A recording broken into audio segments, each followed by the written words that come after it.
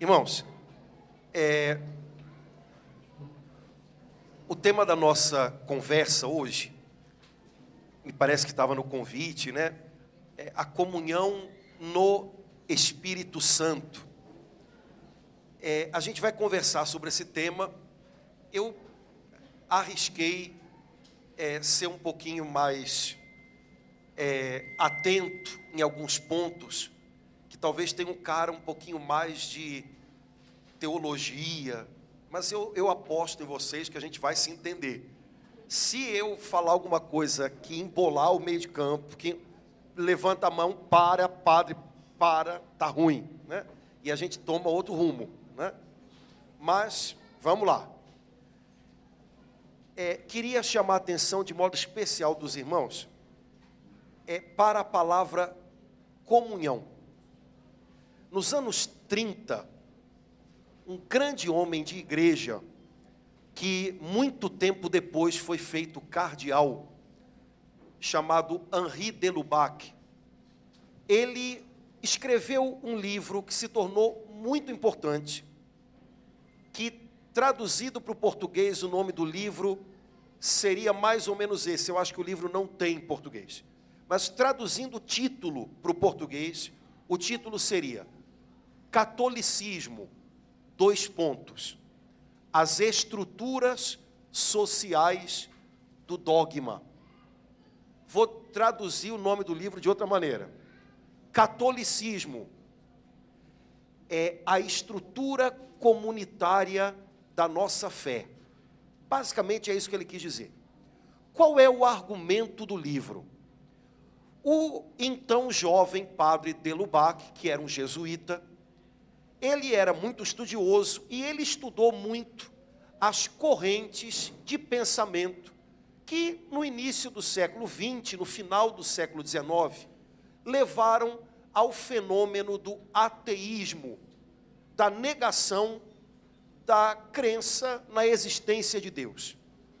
E o padre de Lubac percebeu que antigamente, lá pelo início dos tempos modernos, século XVI, XVII, o ateísmo ainda era considerado algo bastante raro, incomum e indicativo de um mau espírito. Mau espírito, não capeta, de um espírito, né, de uma tendência ruim de pensamento.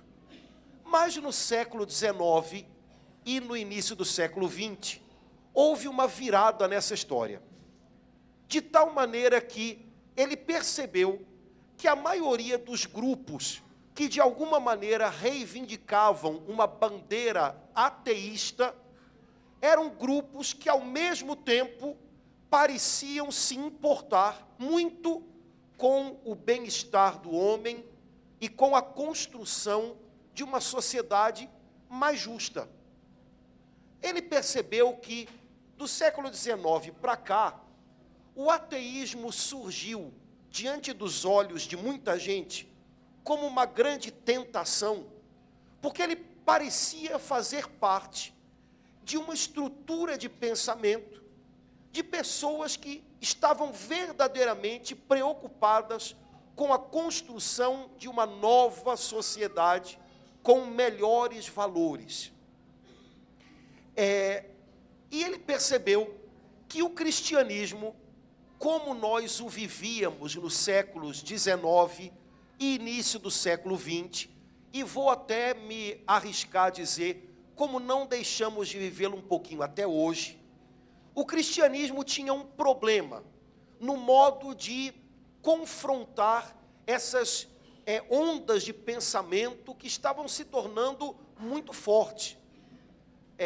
Quem aqui, não sei se alguma comunidade especificamente faz isso, mas se alguém por profissão o faz, quem aqui trabalha em universidades, ou quem trabalha em escolas de ensino médio, sabe que para muitos dos nossos jovens, parece que tudo vem num grande pacote.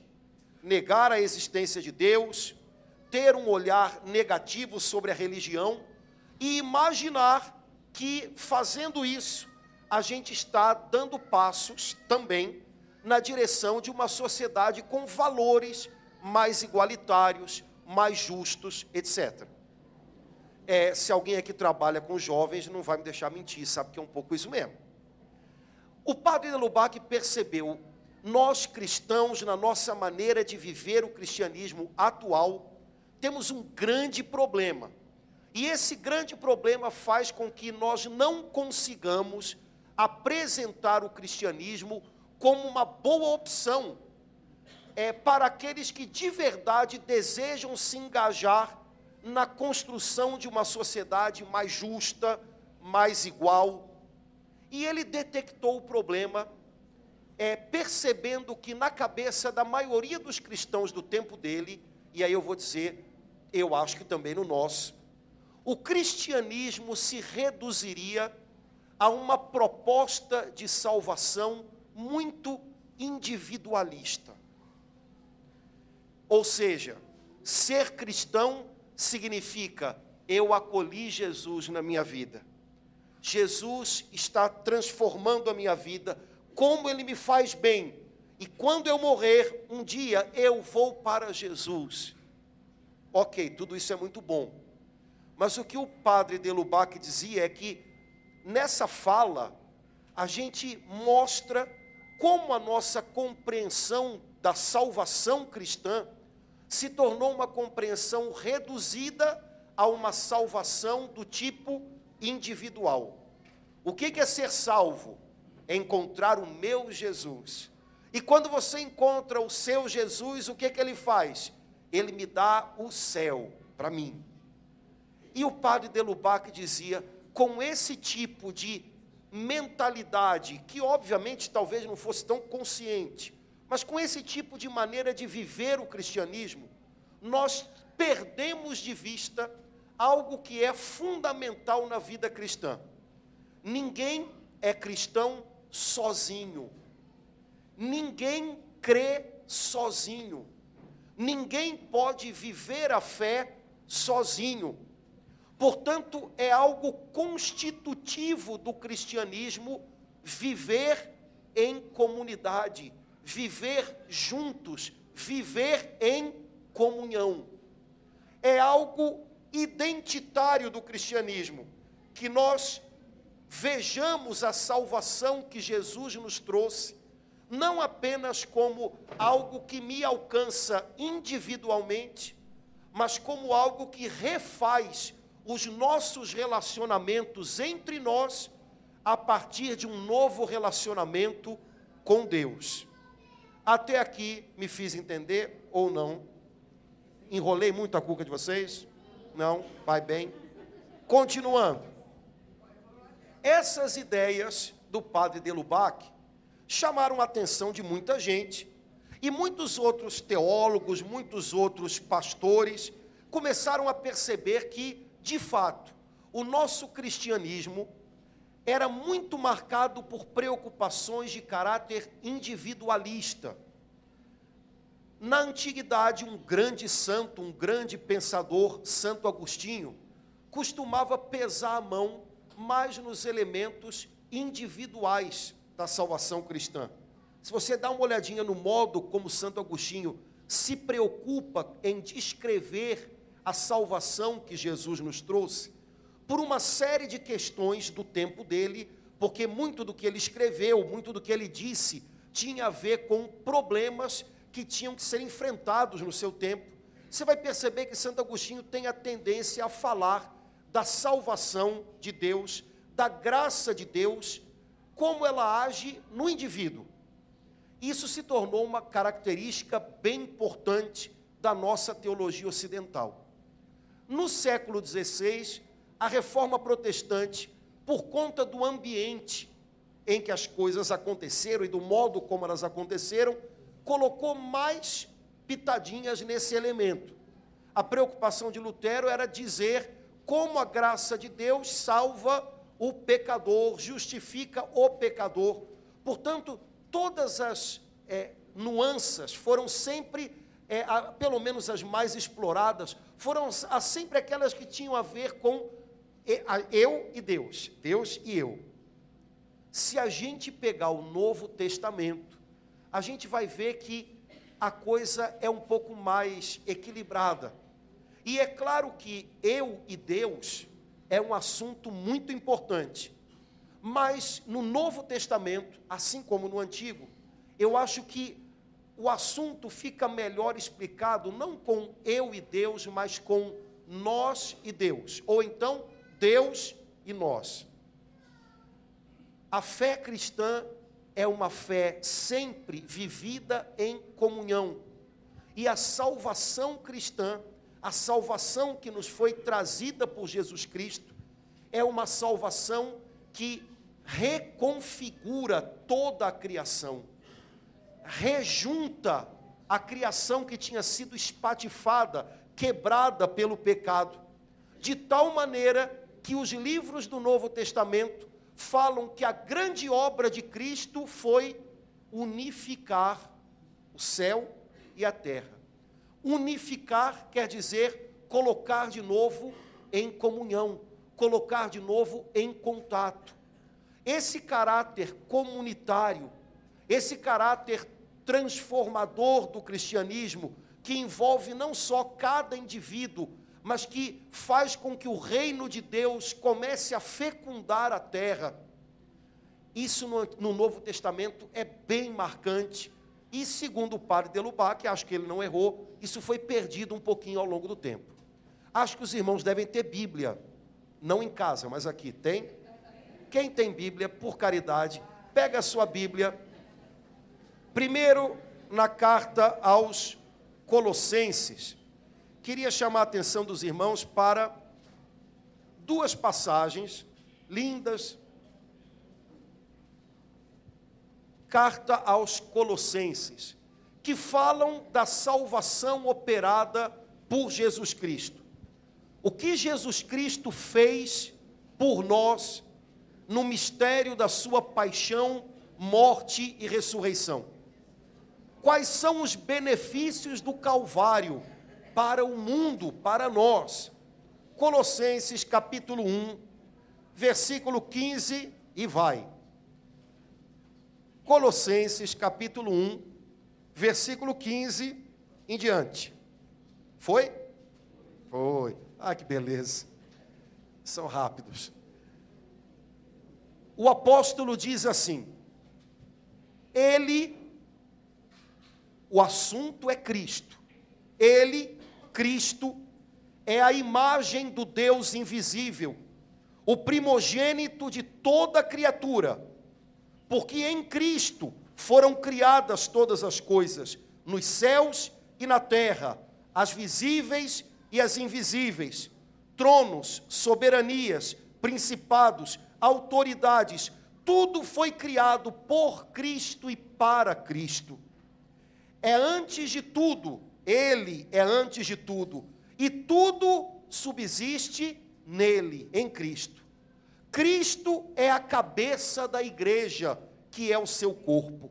Cristo é o princípio, o primogênito dos mortos, tendo sobretudo a primazia, pois nele, em Cristo, aprouve a Deus fazer habitar toda a plenitude e reconciliar por Cristo e para Cristo todos os seres, os da terra e os do céu, realizando a paz pelo sangue da sua cruz. Voltando ao versículo 20. Aprouve a Deus, esse era o projeto do Pai, reconciliar por Cristo e para Cristo todos os seres, os da terra e os do céu. Como o projeto do Pai se realizou? Pelo sangue da cruz de Cristo. Dando uma paradinha aqui, retomando a ideia que o apóstolo quis passar para a gente. Um dia, esse amor transbordante do coração de Deus, Trindade, gerou, criou, constituiu todas as coisas que somos nós. Todas as coisas que existem como criaturas, existem por um ato criador do amor de Deus. O Papa Bento XVI diz que para nós cristãos, o elemento mais fundamental da criação, a raiz que explica toda a criação é o amor. O mundo não existe por acaso, pessoas não existem por acaso. Tudo que existe é obra, é expressão do amor criador de Deus. O Pai fez todas as coisas por amor, para que todas as coisas fossem para o seu Filho. É como se o Pai tivesse desejado que todas as coisas se tornassem um presente para o Filho bem-amado, o Verbo eterno de Deus. Todas as coisas foram criadas por Deus numa unidade perfeita. Quando Deus criou o céu e a terra, os anjos e os homens, Deus nos criou em comunhão perfeita. Irmãos, Deus não criou um mundo em pedaços, Deus não criou um mundo retalhado, Deus não criou um mundo ferido, Deus criou um mundo em perfeita unidade, em perfeita comunhão, tendo o Filho, o Verbo de Deus, a primazia sobre todas as coisas. Mas a Escritura diz que o pecado entrou no mundo, e o pecado feriu a obra de Deus. Qual foi o grande mal, fruto nascido do pecado? Aquilo que Deus criou em unidade, de repente se corrompe e se degrada. Até os nossos corpos foram feridos por isso. Nossos corpos também se degradam e se corrompem, mas toda a criação foi ferida pelo pecado. E de repente, nessa criação, que encontrava no Filho de Deus a primazia, a cabeça, porque tudo era para Ele, por Ele, de repente essa criação se volta contra si mesma, e numa luta de egoísmo e de esquecimento de Deus, o mundo se quebra pelo pecado. A unidade desejada por Deus, realizada por Deus, é partida. Mas, um dia, o Filho eterno diz ao Pai: Pai, eis que venho fazer a tua vontade. Deste-me um corpo.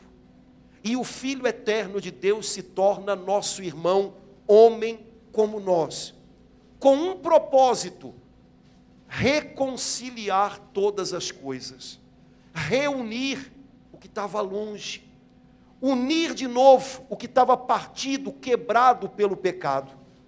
E o Filho eterno de Deus, a sabedoria eterna de Deus, conhece que aquilo que nos mantém longe uns dos outros, aquilo que nos mantém afastados uns dos outros, é egoísmo, é ódio, é competição, é vaidade. Então ele se torna homem e faz o caminho inverso. O nosso caminho, quando nós nos voltamos de costas para Deus, foi um caminho sempre para nos enclausurarmos em nós mesmos, no egoísmo, na competição, na vaidade, na inveja. O Filho de Deus faz o caminho contrário. Ele toma o caminho da cruz e desce, esquecendo-se de si mesmo, abrindo mão de si mesmo, fazendo pouco caso de interesses pessoais para cuidar dos nossos interesses, vivendo como servo. Um dia Jesus pergunta aos discípulos: numa festa, quem é mais importante, o garçom ou o convidado? Os discípulos dizem: é claro que é o convidado foi convidado, o garçom está lá só para servir. E Jesus diz: pois é, eu sou o garçom. E quando Jesus via aquela gente chegando, ele sabia: são os convidados da mesa do Pai, eu estou aqui só para servir, meu papel é servir. E o garçom, que é bom garçom, é discreto, né? Ele serve discretamente, pois Jesus tomou o caminho do esquecimento de si mesmo, Jesus tomou o caminho do serviço, Jesus tomou o caminho do sacrifício e o caminho da cruz. E pela sua cruz, pelo sangue derramado na cruz, ele fez a paz. Irmãos, onde existe um que não está disposto a contender pelos seus interesses próprios, existe paz. Porque agora nós temos Cristo, que não está disposto a contender por interesses dele, particulares, mas que está só olhando por nós e zelando pelos nossos interesses. De repente, agora pode haver paz. Onde há uma pessoa disposta a abrir mão de si mesma, aí existe paz.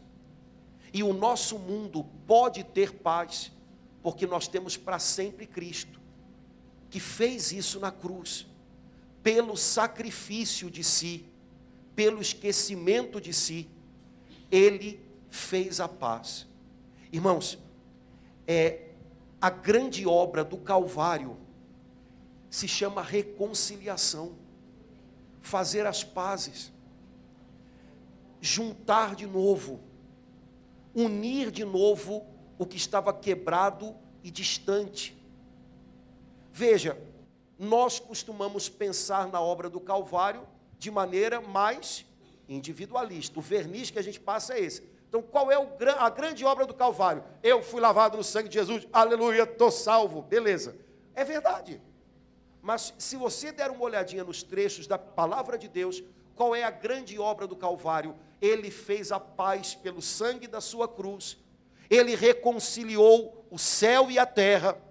Ele nos deu uma nova e eterna aliança com Deus. E por causa desse novo relacionamento que nós temos com Deus, nossos relacionamentos também foram transformados. Nosso relacionamento com os outros, na prática, do dia a dia da gente, isso é verdade. Nosso relacionamento com os outros é a expressão de como está o nosso relacionamento com Deus. Nem mais, nem menos. Mas se isso é verdade na nossa vida diária, prática, é muito mais verdade no fundamento. Porque nós temos em Jesus uma nova aliança, um novo relacionamento com o Pai do céu. Nós temos a chance agora de ter um novo relacionamento entre nós. Mais um trechinho bíblico, só mais um, não fique preocupado não, já vou. Efésios.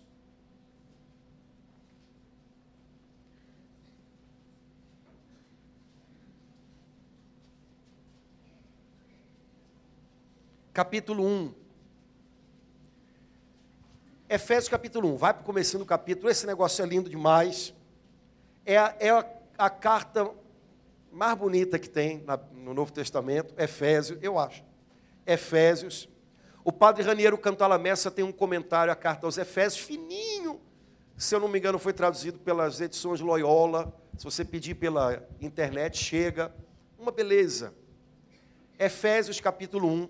A carta aos Efésios é a carta do Novo Testamento que fala de maneira mais bonita, mais profunda sobre o mistério da igreja. E nessa carta o apóstolo dá para a gente um monte de dicas preciosíssimas. Logo no comecinho, Efésios capítulo 1, versículo 3, a gente começa aí a ver um hino de louvor a Deus. Bendito seja Deus. Quem reza a liturgia das horas, reza isso toda semana, mais de uma vez por semana. Bendito seja Deus, Pai de nosso Senhor Jesus Cristo. Tem uma tradução que diz assim, que por causa da nossa união com Cristo que está nos céus, nos abençoou com todo tipo de bênção no seu Espírito. Eu adoro usar essa passagem para fazer partilha sobre cura interior, para dizer para as pessoas que ninguém está vivendo debaixo de maldição se está verdadeiramente em Cristo. Porque o nosso povo, não sei se já perceberam isso, tem um medo de maldição que é uma coisa incrível. Já viram? Padre, me dá uma bênção que eu estou com uma maldição. Não, filho, você é batizado, você está em Cristo, você recebe a comunhão, então você não é amaldiçoado, não, filho, você é abençoadíssimo. Não, padre, estou te falando, rapaz. Não, é porque a prima da tia da avó da minha cunhada, antes de morrer, rogou uma praga no papagaio lá de casa. Aí eu pego Efésios 1, 3 e mostro para a pessoa, filho, olha aqui, bendito seja Deus, o Pai de nosso Senhor Jesus Cristo. Ok? Ok. Quer dizer, bendito seja Deus, beleza. Mas por que ele é bendito? Porque por causa da nossa união com Cristo que está no céu. Você está unido com Cristo que está no céu? Estou. Você está unido com a sua avó, que teve a maldição lá. Mas olha só, você está mais unido com Cristo que está no céu do que com a sua avó. Estou. Então vamos continuar. Por causa da nossa união com Cristo nos céus, nos abençoou com todo tipo de bênção. Aqui está dizendo que Deus te abençoou com um pouquinho de bênção? Não. Com muita bênção? Abençoou, não, nem com muita. Abençoou com toda a bênção. Aí você faz a pergunta, logo, você é o quê, filho? Abençoado ou amaldiçoado? Abençoado. Gente, não viciem as pessoas e não criem dependência espiritual, porque dependência espiritual do lado de um significa abuso espiritual do lado de outro. Para tornar as pessoas freguesas de orações de libertação disso ou daquilo, hein? Ensinem as pessoas a viver libertas. Agora, para ensinar as pessoas a viver libertas, a gente tem que, conhecer a palavra de Deus. Senão a gente vai atirar para todo lado. A gente ouve alguma coisa aqui, ouviu, até quem já foi um dia de uma doutrina estranha, eu aprendi lá tu não aprendeu nada, meu filho. Aprende aqui. Olha que beleza. Então, só para dizer, tem nada a ver com o assunto, somos todos abençoados, né? Só dando uma chegadinha lá no final agora,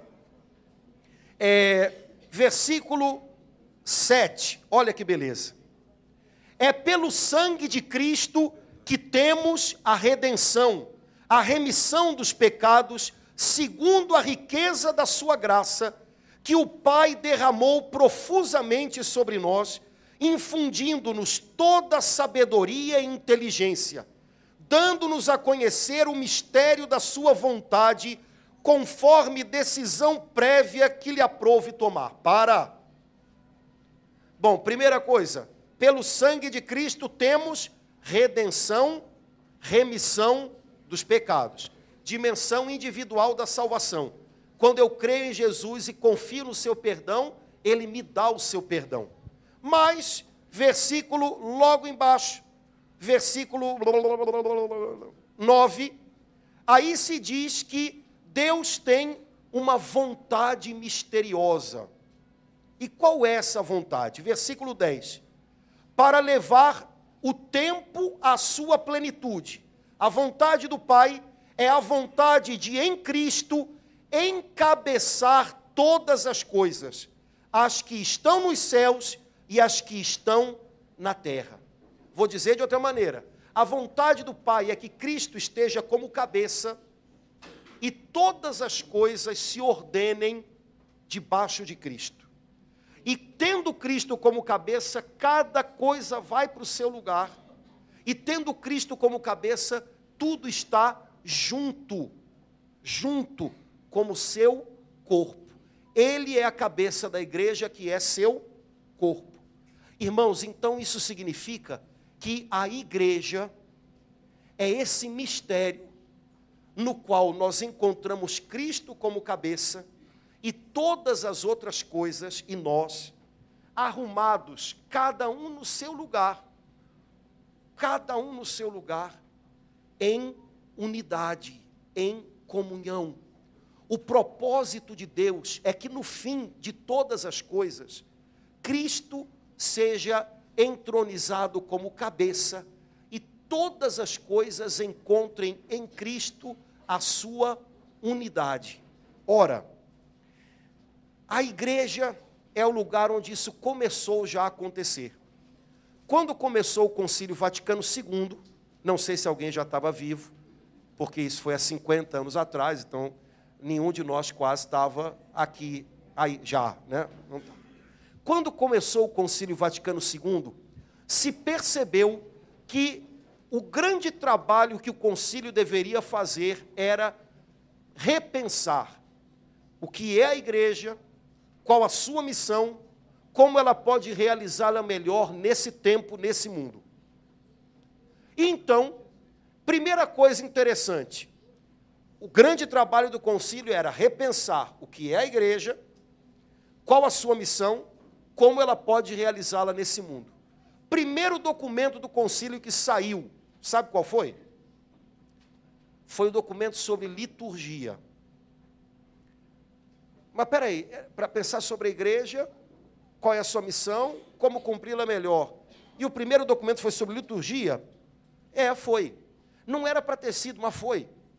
Talvez isso tenha sido uma maneira providencial de Deus mostrar para a gente o seguinte: olha só, se vocês querem entender o que é a igreja, qual é a missão dela e como realizá-la melhor nos tempos de hoje, lembrem que tudo que a igreja tem e tudo que ela pode oferecer ao mundo, ela recebe do Pai, por Cristo, no Espírito Santo, de maneira especialíssima na celebração da liturgia. Uma igreja que, em primeiro lugar, ao refletir sobre si mesma, propõe um documento sobre liturgia, é uma igreja que está dizendo: se nós queremos fazer bem aos homens, ao mundo, nós temos que estar voltados para Deus. Porque tudo que nós podemos dar de melhor aos homens e ao mundo é aquilo que podemos receber da parte de Deus. E nós recebemos quando, em comunhão com Cristo, no Espírito Santo, nós realizamos a grande vocação dos homens, que é adorar o Pai. Então, o primeiro documento foi sobre liturgia. O Papa Francisco gosta muito de dizer: a igreja não é uma ONG, que a gente chama de ONG, né? A igreja não é uma ONG, não é uma ONG. O que quer dizer isso? A igreja não é um grupo de pessoas maneiras que vão dar um jeitinho de se ajudar, de se cotizar, para tentar dar mais uma ajudinha para a galera que está ali precisando. Não, não. A igreja é a igreja. A igreja é o corpo de Cristo, que recebe tudo do Pai por causa da sua união com Cristo. E o que a gente tem a oferecer para esse mundo é o que a gente recebe dele. E, é claro, o momento em que a igreja manifesta mais plenamente e recebe mais plenamente aquilo que precisa das mãos de Deus é a celebração da liturgia. Depois saiu um outro documento, esse sim, uma reflexão linda sobre a igreja, chamado Lumen Gentium. E aí, nesse documento Lumen Gentium, lembram do padre Henri de Lubac lá atrás, aquela turma toda estudando, saiu não uma definição da igreja, não um conceito de igreja, mas uma explicação bonita. Vou repetir porque eu sei de cabeça, porque Concílio Vaticano II, carismático, tem que saber muito de cabeça, porque quando disserem alguma coisa enrolada, dizendo, aí a gente lembra do Vaticano II, está lá guardadinho no HD, né? Então, a Lumen Gentium diz assim: a igreja é como que um sacramento, ou seja, um sinal e instrumento da íntima união dos homens com Deus e da nova união dos homens entre si. Olha que beleza. Irmãos, o que é a igreja? A igreja, aqui na terra, é o sinal, ou seja, um sinal aponta para algo que está mais adiante, né? É um sinal, ou seja, vem algo melhor aí. A igreja é um instrumento, ou seja, não é só um sinal que diz que vem algo depois. Não, aquilo que vem depois já está atuando aqui. Então a igreja é um instrumento, por meio dela já está atuando aqui um novo relacionamento dos homens com Deus. Se eu quero participar dessa nova e eterna aliança que Jesus estabeleceu entre nós e o Pai, se eu quero participar desse novo e eterno relacionamento de pai e filho, que é o relacionamento de Jesus com o Pai, mas para o qual Ele nos trouxe, se eu quero participar desse relacionamento amoroso, desse relacionamento transformador, de filho com o Pai, que é o relacionamento de Jesus. Ele tomou a gente e colocou a gente junto dele. Ele nos incorporou no relacionamento dele com o Pai. Se eu quero participar dessa nova história de Deus com os homens, o lugar onde eu vivo tudo isso é a igreja. É na igreja a família de Deus, como depois vai dizer a carta aos Efésios, é na família de Deus que eu experimento o meu relacionamento novo com Deus. De tal maneira que agora eu posso chamá-lo como Jesus, eu posso chamá-lo de Pai. E eu não sou filho. Um dia desse eu fui ver uma apostila de algum lugar, eu não vou dizer de onde era, para não, mas saiu um negocinho. Jesus é o Filho único, unigênito. Ele é o filho legítimo, nós somos adotivos. Eu falei, que nós somos filhos adotivos não há problema, mas dizer que ele é o legítimo, nós somos o quê? Os ilegítimos? Deus não tem filho ilegítimo, gente. Nós somos filhos legítimos. Legítimos. Fomos registrados. Fomos registrados. No dia do nosso batismo, quando você achar lá a sua certidão de batismo, é certidão de registro. Você é filho legítimo. Nós estamos no mesmo relacionamento que Jesus tem com o Pai. Mas esse relacionamento é vivido na família de Deus, que é a igreja. E como continua Lumen Gentium, o meu novo relacionamento com Deus não é só meu, e não é prioritariamente meu. Eu tenho um novo relacionamento com Deus porque eu recebi a fé da igreja. Eu fui inserido no corpo, que é a igreja. Eu fui inserido agora num novo nível de relacionamento também entre os homens. Porque o grande propósito do Pai, Efésios capítulo 1, versículo 10, o grande propósito do Pai era que em Cristo todas as coisas fossem reconciliadas. Tudo aquilo que estava disperso e quebrado no Calvário foi reunido. A igreja é o lugar onde o mundo é capaz de ver que a obra do Calvário já começou, não volta atrás e vai ser levada a pleno cumprimento. A igreja é o lugar onde o mundo pode ver isso.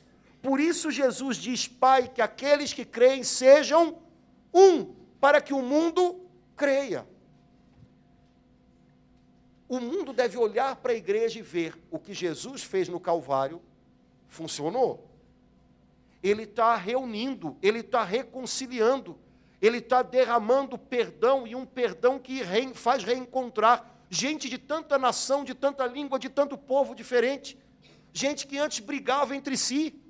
Essa gente agora está unida debaixo de uma mesma cabeça, Cristo, para o louvor de um mesmo Pai. Isso vai fazer o mundo crer. Jesus que disse, não fui eu, né? Agora, eu fico imaginando também que como é que faz o efeito contrário, faz o mundo não crer quando o mundo olha para a igreja e vê a igreja deixar de ser lugar de comunhão, como é a vocação dela. A vocação da igreja é ser lugar de comunhão, de reencontro, e se torna lugar de rixa, rivalidade, briga. E às vezes, só para dar uma pitadinha só para batizar os pecados da gente, a gente fala que está fazendo todas essas coisas, rixas, brigas, disputas, mas é em nome de Deus, é para a obra de Deus.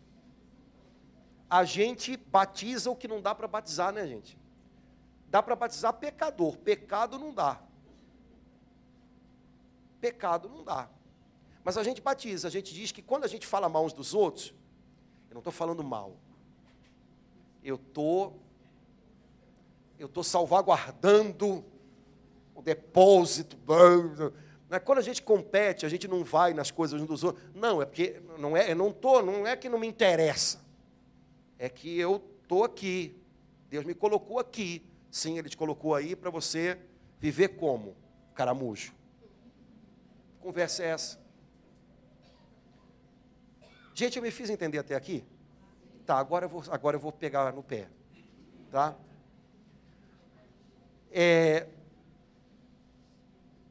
O Concílio Vaticano II, quando percebeu que essa explicação do que é a igreja era uma boa explicação, funciona, tem a ver com a Escritura, tem a ver com o que os padres da igreja diziam, é teologicamente correto, começou a tirar consequências disso. Lembra que as perguntas do Vaticano II eram: o que é a igreja? Qual a sua missão? Como realizá-la melhor hoje? Então, o terceiro tipo de pergunta é um tipo de pergunta sobre o que a gente faz. A gente já aprendeu tanta coisa nessas conversas entre os bispos e os teólogos, e agora o que a gente faz com isso? Então, o Vaticano II começou a concretizar, transformar em propostas essa explicação de igreja que a gente viu aqui. Então, o Vaticano II lançou um documento sobre ecumenismo, outro sobre diálogo religioso. No próprio documento a Lumen Gentium sobre a igreja, botou um bom pedaço de papel lá para escrever, falando sobre diversidade dos carismas numa mesma comunhão. Porque, gente, vamos tirar as conclusões do negócio agora. Se você entende que a igreja é comunhão, e ela serve, ela é instrumento e sinal, ela é sacramento da perfeita comunhão que um dia acontecerá quando Jesus voltar. Se você entende dessa maneira, olha quanta coisa boa sai. Quer ver? Primeiro, com relação às nossas diversidades dentro da igreja. Essas diversidades deixam de ser vistas como um problema e passam a ser vistas como uma bênção. Contanto que as diversidades sejam vividas no mesmo espírito da comunhão. Olha que coisa interessante. O mesmo Espírito Santo de Deus que gera diversidade, gera comunhão. E parece que ele faz uma coisa para outra. E aí começou a se ver que unidade no interior da igreja não significa uniformidade. Então a igreja pode dar espaço e pode valorizar os diversos carismas que vão aparecendo, e é por isso que vocês estão todos aqui hoje. Porque há 50 anos atrás você não estava aqui, não. 50 anos atrás, na melhor das hipóteses, a gente ia estar no máximo, e eu não tenho nada contra, porque eu também tenho minha fita vermelha, hein? A gente ia estar no máximo no apostolado da oração. Mas não ia estar em muito mais coisa, não.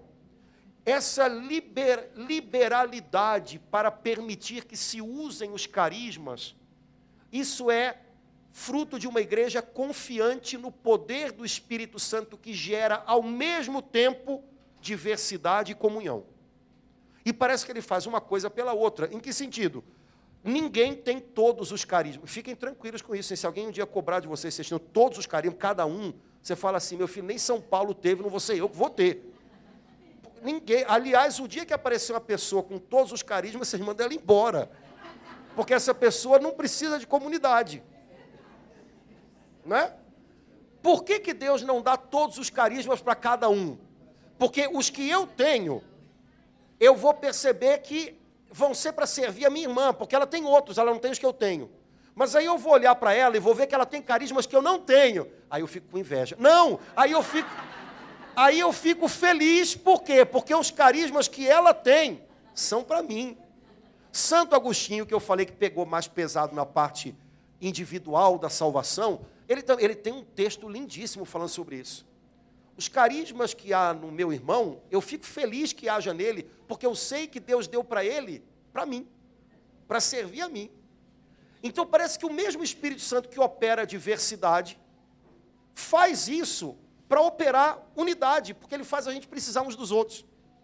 Agora, a igreja do Vaticano II, que é a igreja de sempre, ficou um pouco mais à vontade para lidar com isso, algo que já estava pululando na igreja naquele tempo, quando percebeu, peraí, o importante não é a unidade de forma, o importante é a comunhão. Se todos os que recebem dons e carismas entendem que precisam uns dos outros e podem viver em comunhão, isso vai ser muito proveitoso, vai ser muito bom, e a gente tem vivido isso. Então, dentro da própria igreja, a consciência da comunhão gerou a possibilidade da gente estar aqui. Gerou a possibilidade dos nossos grupos de oração serem grupos de oração, que, aliás, na maioria dos lugares, a gente nem gosta que sejam. A gente quer. O sonho de todo mundo, gente, desculpa falar a verdade. O sonho de todo mundo é que a gente não tem um grupo de oração, a gente tem um mar de gente. A gente quer um mar de gente. Olha, se você tiver ombro para levar, Deus te abençoe com um mar de gente. Se for para te esmagar ou para você ferir, que Ele não te dê, não. Ele te dê o número de pessoas que você consegue levar, né, numa boa. Agora, cuidado, porque grupo de oração, necessariamente, e às vezes até da melhor maneira, não é mar de gente. Porque, lembra, o pessoal que é do meu tempo, 1500, né? Lembra que o grupo de oração, antigamente, como é que funcionava? Faziam uns círculozinhos de cadeira, não era isso? Deixa eu ver se você lembra disso, alguém pegou isso. a gente fazia uns círculozinhos de cadeira. Todo mundo sentava nos círculozinhos junto, não é isso? Aí, no meio do círculozinho de cadeira, tinha uma pessoa que tocava um violão. Às vezes, bem... Normalmente, não, né? Mas tinha alguém. Mas era uma pessoa dentro da rodinha. Na maioria das vezes, não precisava nem de caixa de som, não. Estava lá. O pessoal todo, às vezes, tinha também a panderola. A panderola era um negócio, né? Aquele negócio batendo... Normalmente botavam na mão da pessoa mais sem coordenação motora do negócio, né? Beleza, vamos embora. O que acontecia durante o grupo de oração? Todo mundo louvava, do jeito que o Espírito ensinava e que a pessoa era capaz de entender. Depois, os dons do Espírito fluíam por onde o Espírito tivesse desejo de passar. E aí, aquela turma toda, a maioria leigos, todos faziam a mesma experiência. O Espírito Santo está aqui, e ele está passando pela gente, está usando cada um como bênção para a vida do outro. Todo mundo. Diversidade e comunhão. Todo mundo não falava ao mesmo tempo, todo mundo não fazia tudo ao mesmo tempo, mas, às vezes, uma pessoa que não cantava, puxava uma música, e todo mundo ia atrás. Uma pessoa que não era pregador, anunciava, partilhava a palavra de Deus e aquilo dava fruto. Veja, tudo que foi preciso vir depois, entende. Se a coisa esticou, cresceu, beleza. Mas o sonho da gente não é bem isso, não. O sonho da gente é um mar de gente, um negócio de som, daqueles assim, para deixar o Rock in Rio no bolso. Aí, de preferência, o pessoal aí sentado desse jeitinho, porque assim é que se senta na igreja, hein? Não é em roda, não. É assim, vocês todos olham para cá. O pessoal assim, a música aqui. Se for numa igreja que tenha naves, se for aquelas naves antigas, tem que olhar um para o outro por binóculo, né? A pessoa que vai pregar, ela aqui, só um microfone, porque microfone só pode ter um, porque o negócio está sob controle, né? Gente... Esquece isso. Não se preocupa com isso, não. Se Deus fizer crescer, deixa crescer. E se precisar de microfone, se precisar de som, se precisar de música mais gente, tudo bem, usa. Usa, o dia que Deus quiser tirar, tira também. Não se preocupem com isso. Agora, se preocupem em que a gente possa viver comunhão no grupo. Ou seja, todo mundo tem algo a oferecer. Todo mundo tem algo a receber. Isso é sinal de uma igreja que acredita no poder da comunhão. O Vaticano II trouxe isso para a gente, senão, até hoje não haveria grupo de oração. Estaria todo mundo sentadinho, ouvindo Dom Roberto falar, tá vendo, é assim, ok, Dom Roberto. Não, mas o pessoal, no grupo de oração, aprendeu a orar, aprendeu a partilhar, aprendeu a orar uns pelos outros. Pois é, igreja é comunhão, é isso também. Como eu falei, o Vaticano II propôs um documento sobre ecumenismo. E eu sei que tem gente nas novas comunidades que só a palavra já gera narizes, assim. Né? Gente, repito, isso é aplicação de uma coisa central no entendimento do Concílio Vaticano II. Se a igreja é comunhão, mesmo aqueles que não estão em plena comunhão na igreja católica, se eles creem em Jesus, se eles recebem o mesmo batismo no nome do Pai, do Filho e do Espírito Santo, se eles têm a mesma palavra de Deus escrita, se eles creem na Trindade Santa, eles não têm plena comunhão na Igreja Católica, mas eles têm alguma comunhão com a Igreja Católica. E se a gente tem alguma comunhão, cai melhor para a nossa vocação de ser sinal e instrumento da íntima comunhão dos homens com Deus e da nova comunhão dos homens entre si, cai bem que a gente possa valorizar essa comunhão. O que é ecumenismo? Vamos resolver todos os problemas de divisão entre os cristãos? Não. Quem resolve isso é Jesus. Pode abrir mão disso aí, porque isso aí quem resolve é Ele. Do jeito que Ele quiser, quando Ele quiser. Vamos então fazer esses crentes saberem. Tem uns negócios tão feios, né, gente? No meu Facebook, eu vou tirar aquele negócio do meu celular, porque aquilo me faz muito mal. Facebook no celular é uma marimba do capeta dentro do seu bolso. É incrível. Porque é tanta coisa ruim que você vê. Tem uma comunidade que eu não sei porque aquele negócio aparece lá na minha timeline, porque é católicos e evangélicos em debate.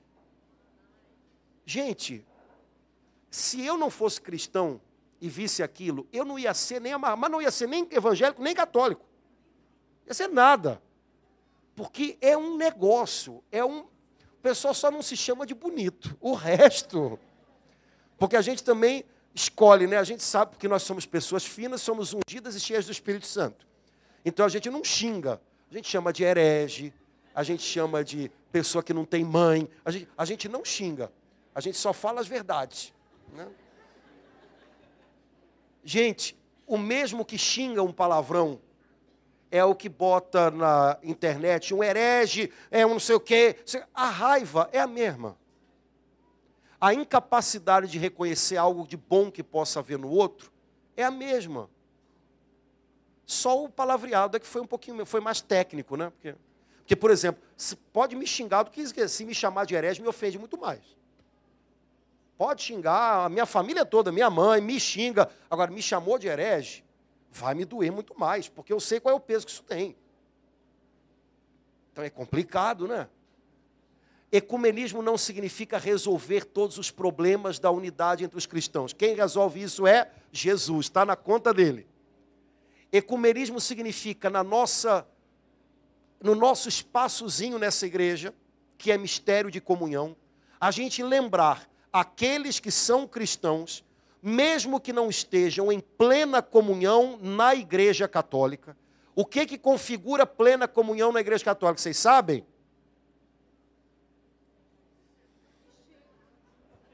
Vou ao banheiro rapidinho, todo mundo pega o catecismo. Gente, cadê o catecismo da igreja católica? Você nem sabe, não, porque se você não sabe o que gera plena comunhão na igreja católica, nem para xingar o outro de herege você pode. Porque para chamar o outro de herege, você tem que saber no que ele está faltando. Nós temos plena comunhão na igreja católica quando nós temos os mesmos íntegros laços de fé, de confissão de fé, sacramentais, de recepção de sacramentos e de regime, ou seja, estamos debaixo dos mesmos pastores. Quando você tem essas três coisas, você está na plena comunhão da igreja católica. E institucionalmente você é católico e ponto. Você está na única comunhão de fé da igreja católica. Então você crê em todos os dogmas de fé que a igreja propõe. Você está recebendo o auxílio de todos os sacramentos que a igreja oferece, desde o batismo até a unção dos enfermos, ok. E você está debaixo de um regime de pastoreio que é garantido na sua unidade pelo Papa e pelos bispos em comunhão com ele. Fechou essas três coisas, plena união na igreja católica. Faltou uma dessas coisas, parcial comunhão. Parcial comunhão quer dizer que a comunhão não é perfeita, mas quer dizer que ela existe. E se existe alguma comunhão, a gente deve valorizá-la. Isso é ecumenismo. Valorizar o que a gente tem em comum. Valorizar o que a gente pode aprender juntos. Valorizar o que a gente pode fazer juntos. A gente pode fazer tudo juntos? Não. Mas a gente pode fazer alguma coisa juntos? Pode.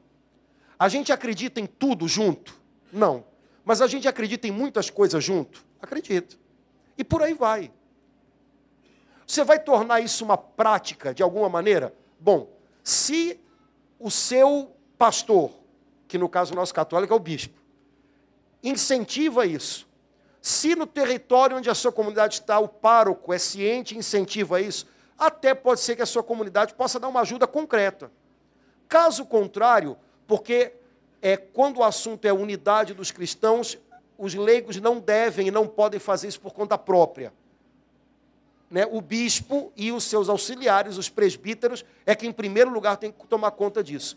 Se não der para fazer nada concreto, prático, faça aqui, ó, repensando um pouco as coisas. Eu tenho que o tempo todo estar sempre só olhando o que divide, o que é negativo. Eu tenho que ter o mesmo tipo de comportamento que eu reprovo no outro, que é o comportamento proselitista, o comportamento ofensivo. Isso são coisas que a gente pode repensar aqui dentro. O Papa João Paulo II escreveu uma encíclica, a única que existe sobre ecumenismo, Ut Unum Sint. E ele diz que o primeiro passo do ecumenismo acontece dentro, no coração. Esse é o segredo. Mas isso é fruto de uma igreja que aposta no poder da comunhão. Antes da comida, que eu sei que vocês estão doidos para comer e para se livrar de mim, mas só mais uma coisa. A gente também não pode falar de buscar comunhão com outros que estão longe se a gente não tem muita comunhão entre a gente. Então, temos que melhorar nesse ponto. E aqui eu não vou usar nenhum argumento teológico, vou usar o argumento paulada, né? Eu, há muitos anos, sou de uma nova comunidade, essa daqui, Comunidade Bom Pastor. E há uns 3 anos, sei lá, eu estou como padre que acompanha a renovação carismática aqui na Arquidiocese e agora no estado do Rio. Eu passei muito tempo tendo muito mais contato com os ambientes de novas comunidades do que com os ambientes da renovação vicariatos, diocese e tal. E no nosso ambiente, eu sempre me cansei de ouvir isso. Ah, porque a renovação... não, porque a renovação... Não. Ah, não, porque a renovação... Não. Ah, aí agora eu só estou com o pezinho aqui, mas estou com o pezinho lá também, né? Aí eu estou do lado de lá, e de vez em quando eu ouço alguém falando, não, porque as comunidades, não, porque as comunidades.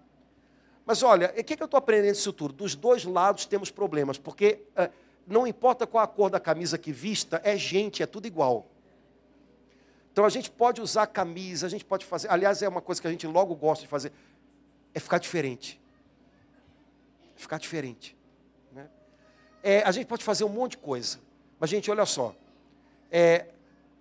nesse tempo que eu já estou com a renovação, dando um apoio, fico lá olhando, ouvindo e tal, eu já vi cada barbeiragem de nova comunidade também que dá dose.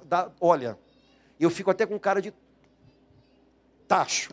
Porque eles sabem que eu sou de uma nova comunidade. Então, pois é, né? Porque as comunidades, eu falei, as comunidades também são dose para elefante, né? Porque desejo de comunhão, 0. Vontade de fazer coisa junto, 0. E na maioria das vezes, por quê? Não quero ninguém mandando em mim.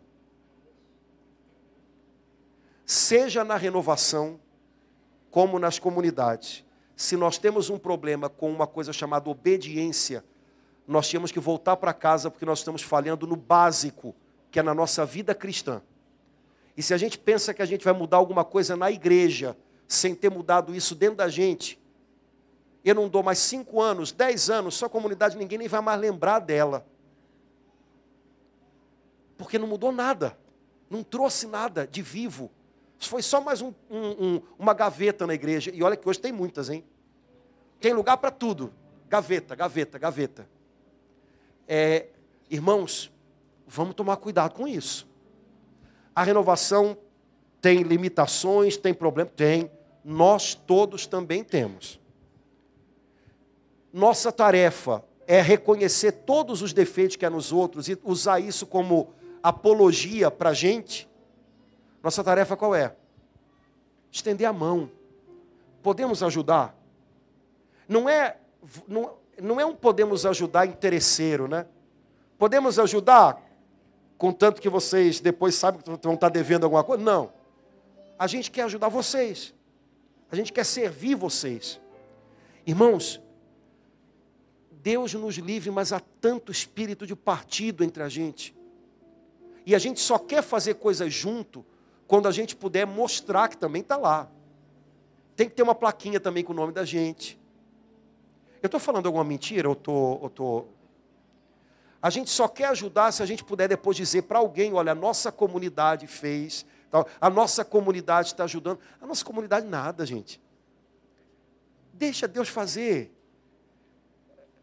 Lembram aquela frase de Jesus? Eu tenho pavor dessa frase, eu não sei se você tem também. Já receberam a sua recompensa. Lembra dessa frase? Onde é que ela está no Evangelho? Já receberam a sua recompensa. Não vamos querer recompensa para as nossas comunidades aqui, não.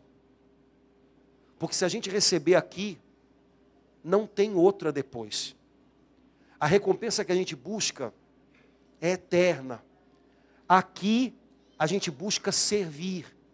Aqui a gente busca se humilhar. Aqui a gente busca ter comunhão. Aqui a gente busca desaparecer, se esconder.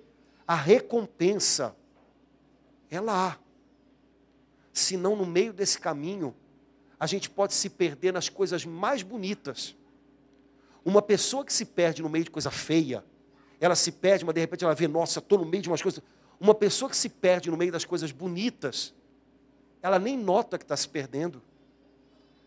E uma das maneiras que as nossas comunidades podem ter de se perder é escapulindo da comunhão.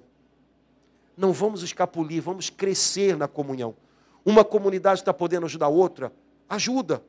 Uma comunidade pode fazer algo junto com a outra, faz junto. Para que vai ter 10 retiros da mesma coisa separados num território que não tem 5 por 5 quilômetros? A gente fica disputando quem é que vai fazer o retiro aqui, ali. Por que não dá para fazer isso junto, gente? A gente alcança muito mais longe. E gasta menos dinheiro. Né? Também é importante. Né? A gente tem que crescer na comunhão. As novas comunidades têm que ser exemplo de comunhão. Agora, exemplo de comunhão significa que a gente tem que abrir mão do reconhecimento, do primeiro lugar, dos nossos interesses. Isso não é fácil. Mas esse é o chamado do princípio. Se alguém quiser ser meu discípulo, negue-se a si mesmo, tome sua cruz cada dia e me siga. Esse não é o último passo. Esse é o primeiro passo que Jesus pediu dos discípulos. Negar-se a si mesmo. Vocês sabem que a renovação está fazendo 50 anos, todo mundo sabe disso. Talvez esse ano seja um ano bem legal da gente pensar em se ajudar mais. E se ajudar mais significa o quê? Se colocar à disposição. Não é servir o outro do jeito que a gente quer servir. Cheguei lá na paróquia onde a minha comunidade tem uma casa, lá tem um grupo de oração. Escuta, grupo de oração, vocês querem que a gente faça? Não. Como é que a gente serve, irmãos? Quando você vai estar com alguém, vai na sua casa, numa festa, qual é a pergunta que você faz? Escuta, você vai tomar isso aqui. Não. Qual é a pergunta? O que você precisa? O que você quer? Então, se a gente quer servir de verdade, a gente vai lá na paróquia onde está tendo problema com o padre, porque a comunidade vive tendo problema com o padre, porque padres são pessoas muito ruins. Você vai lá na paróquia e ao invés de dizer, padre, olha, a nossa comunidade, nós estamos... Diz assim, padre, nós queríamos muito servir a paróquia. Em que o senhor precisa da gente? Porque eu já vi uma turma indo falar com o padre, cara, assim, ó. Sorte que não era comigo. Era com um colega que era muito mais santo. Se fosse comigo, eu corria de vassoura. Vai dar mole para essa turma? Não. Mas colega santo, o colega ficou assim. Não preciso não brigar, porque a comunidade já chegou, nós queremos fazer isso. Não, eu vou para um lugar, eu quero ajudar de verdade. No que eu posso ajudar o senhor? O que a nossa comunidade pode fazer pela nossa comunidade paroquial? Estamos à sua disposição. Essa pessoa quer ajudar de verdade. A outra não, a outra só quer mais um espacinho. Gente, por amor de Deus, não briguem mais por espaço, não. Nada de espaço. Brigar por serviço. Espaço é outra coisa. Servir, a gente pode servir até sem espaço. Gente, a gente tem um trabalho lindo de comunhão para fazer. Vamos assumir isso de maneira intencional. Não é só quando sobrar tempo, não. De maneira intencional. Lá onde nós estamos, possivelmente, a não ser que vocês morem numa casa na floresta, vocês estão numa paróquia, e numa diocese. 99% de vocês têm espiritualidade carismática. Logo, temos aí alguns ambientes para a gente estar em comunhão. Vamos crescer nisso, a gente vai viver coisas incríveis. Porque aí onde os irmãos vivem unidos, Deus derrama vida e bênção abundante. A gente tem experimentado isso, mas esse fermento pode crescer. Esse também é o chamado da gente nesse nosso tempo atual. Instrumentos sinal de comunhão, como a nossa mãe igreja, assim cada uma das nossas comunidades deve ser.